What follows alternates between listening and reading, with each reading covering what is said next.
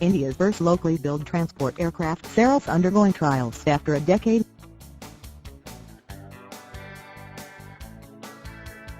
India's first indigenous transport aircraft Saras, undergoing trials for the first time in nearly a decade. The Saras PD-1 and an upgraded version of the first prototype, took to the skies for about 40 minutes.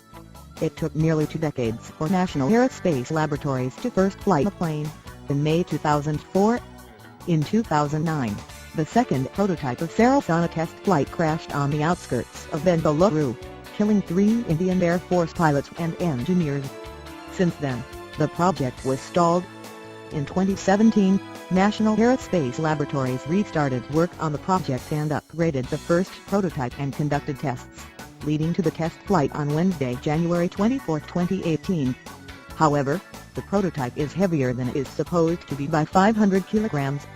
The aircraft needs to test flight for 40 hours and meet safety requirements. For 2 limited series production aircraft, we need rupees 425 billion. Final production will be taken care of by the Air Force, which will fund the money, said National Aerospace Laboratories Director Jitendra J. Jagdevi. The Saras aircraft is said to be capable of executing both day and night missions. It can be used for transporting civilians, freight, and in remote sensing exercises. It can take off and land from semi-prepared airfields and even on grass runways.